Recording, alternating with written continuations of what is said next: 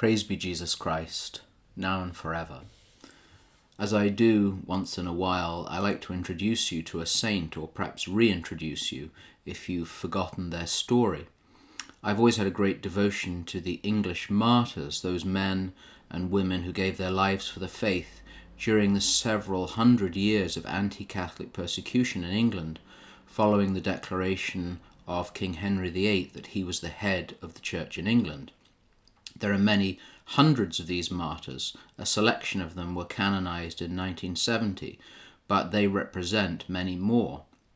As I've written before, one of the characteristics of the English martyrs was their sense of humour, a particularly edifying thing to see in someone about to be cruelly put to death, and the fact that they came from all classes and all social backgrounds. Nobility and gentry died, but so did servants and simple labourers.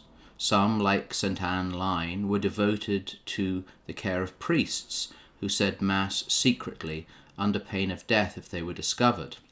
This very week is the feast day of one of those holy priests and a great role model of fidelity for all of us.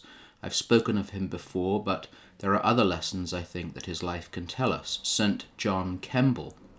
He was martyred on August the 22nd, 1679, but his feast is actually the 23rd.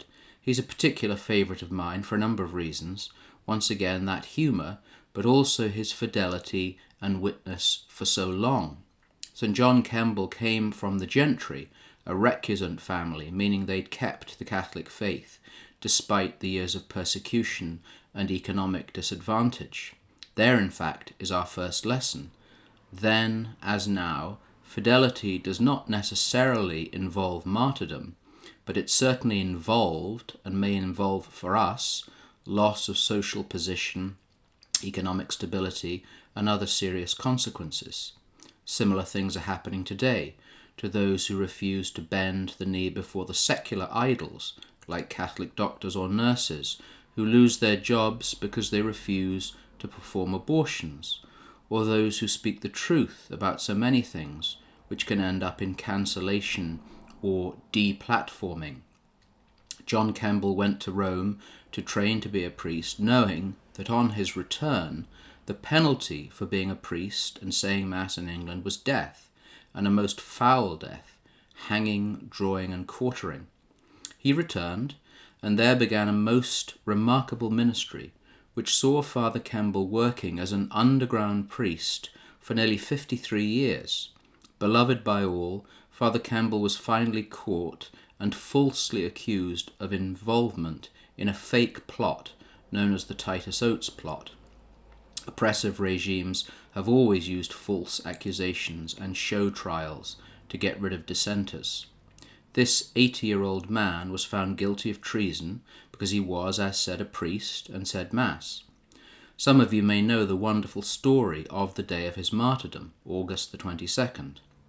Told he was being taken to be hanged, drawn and quartered, this fine old priest requested three things: that he be allowed to finish saying his prayers, to take a last drink of beer, and smoke a last pipe.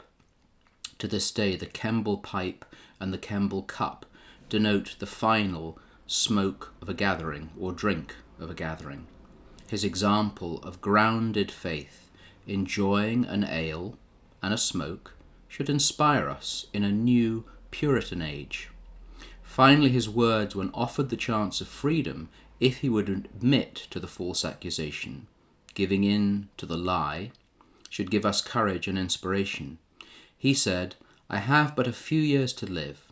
It will be an advantage to suffer for my religion, and therefore I will not abscond. I will not abscond, run away, flee, deny my faith, even secretly.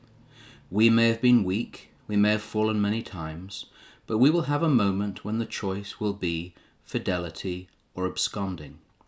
May the witness of St. John Campbell, with his pipe in one hand and beer tankard in the other, give us strength and fortitude. Brethren, rejoice, be perfected, be comforted, be of the same mind, be at peace, and the God of peace and love will be with you.